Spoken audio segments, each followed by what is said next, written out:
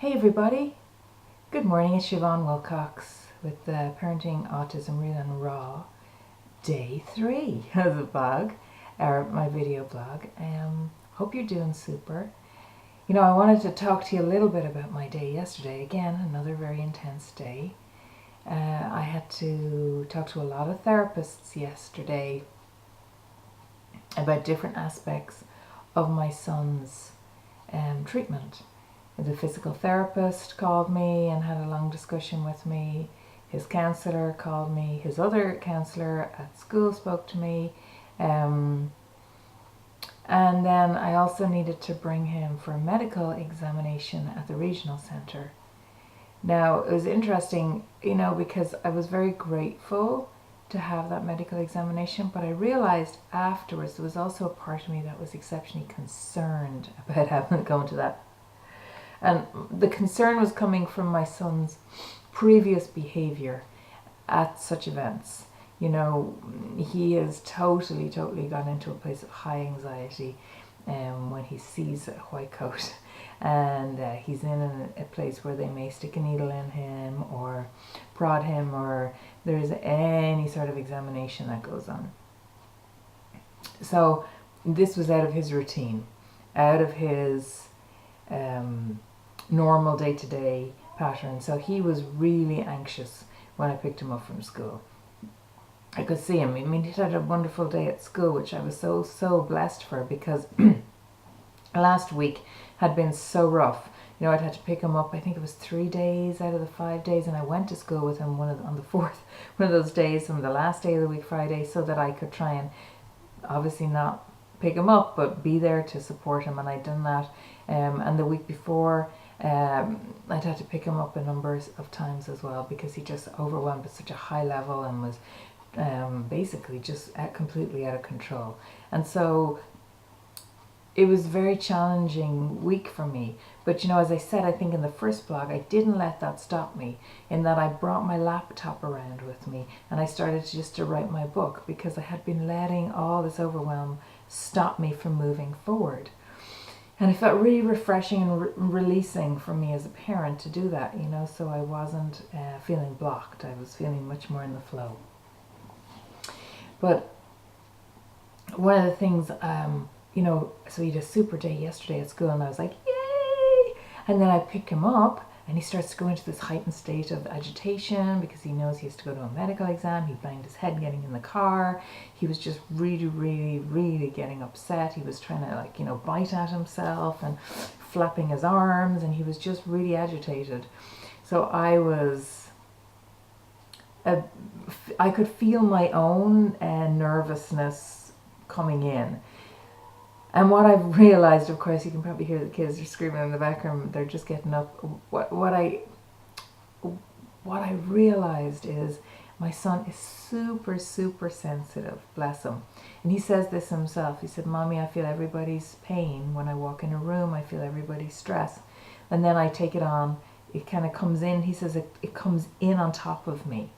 So I knew that if I'm feeling stressed about something, then he starts feeling more stressed about it. So what I tried to do in that moment was not feed into his energy, and I just kept setting him his boundaries and giving him his reminders of, you know, to breathe deeply. Everything's going to be okay. You know, remember that yesterday when your body felt so good, let's go back to that energy. And then at the same time, I was bringing myself back to that energy, because I was feeling tense and stressed. And some of that tension and stress had come from my earlier interactions during the day with other therapists, you know, where, again, I felt that their agendas were pushing in on me.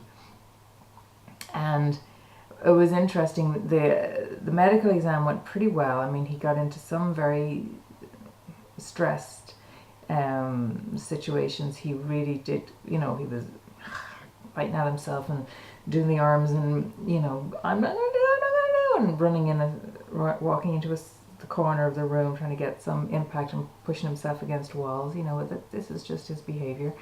And I constantly redirected him. And it was a successful medical exam from the point of view that she was very happy, I was very happy, and at the end of it he was okay, you know, he was relaxed enough to feel successful. But then I went home and I felt I was processing a lot of the conversations I had that day. And I don't know if you realize you even do this, because until I studied as a stress management consultant and really went in depth into my own patterns and my own processes, I didn't realize I took all the conversations I'd had that day that I hadn't felt had gone well, right? You don't do it to the ones you think have gone wonderful, by the way. It doesn't seem to go that way in our brains. All the ones I felt had gone not so well, where I'd rather have said, you know, oh, I wish I'd said that. I wish I'd thought of that at the time. Oh, why didn't I think of that in that situation? We take all those pieces and then we run them. And it's like it's on a loop, and it goes around and around and around and around in our head. And what I've discovered with myself is, if I don't catch that loop early enough, it starts to impact my stress levels. I start to feel my jaw tighten. I'll start to notice my shoulders get tight. I'll start to notice my stomach starts to churn, because I had stress burn out when I was 25. And one of the things that really got affected by that was my stomach. It created a lot of irritable bowel. It affected my adrenal glands very badly. So I was in chronic fatigue. We thought I may have MS or ME. Thankfully I didn't. But it really, really affected me, and it took me nearly a year to recover from that before I could actually start working again. So that's what drove me to look at my patterns, to look at how I am in the world and what creates my own stress. And that, I believe, is why I became so successful as a stress management consultant in Ireland, because I had done a lot of my own work on this, and I'd figured it out, and I was able to help other people figure it out. And I know when I work with my clients, it's very easy for me to help them find their patterns, you know, because I've found all my own ones. Doesn't mean I always catch them straight away, but eventually I catch them. So by the time I got to my bed last night, I could feel irritation in my body, in my mind. I felt like I was chunked up with stuff, you know. And teeth were starting to grind, and I was like, Urgh. And I was like, why am I irritated? Why do I feel so irritated? You know, my son had a super day. My other son had an okay day. You know, again, much more conversations with teachers, and when I go to his school, and sometimes the therapist and all that, it's usually a daily event at his school too. So for me, I realized, I'm processing something here. I'm running something in my mind. What the heck is it? And I found it. And once I found the story I had created, it was really interesting to watch it, to see how it ran. And then I was able to stop it. I may need to go. They're getting loud in the background. There's something going on.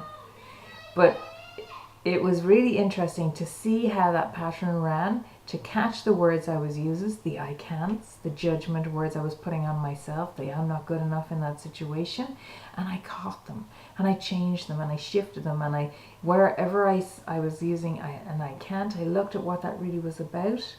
Was it a self-esteem piece? Was it a self-worth piece? Was it a judgment piece? Where was it coming from? Was it an I should piece?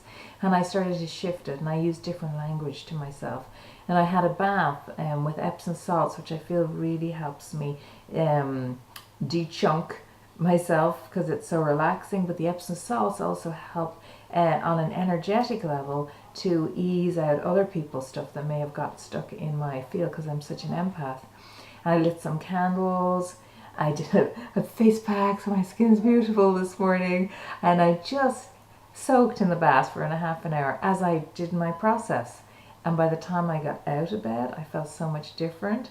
I was just so much more relaxed and calmer. And I'd figured out the patterns I'd run. I'd figured out the stories I was creating. And it felt really good to go to bed in a place of gratitude again, in a place of centeredness, in a place of alignment. And I had one of the best sleeps I'd had in around a week and a half. I just slept so peacefully. I woke up this morning feeling much more refreshed. So I just want to put that out there to you as a way of just trying to catch those thoughts. You know, those thoughts create that flight and fight response in our body. It's the first way of creating them is these thought patterns. Our brain just goes into this hyperdrive. And so I hope that's helpful for you. Have a wonderful day again. If you want to find out more about the teleseries I'll be creating, interviewing lots of different autism experts, and some self-care programs as well, it's going to be autismexpertsalliance.com, and you can email me at Siobhan at autismexpertsalliance.com to get a longer video I've created on how I processed when my son was diagnosed, and how I call it dream shifting. So how I shifted from one frequency of grief into a different frequency of hope.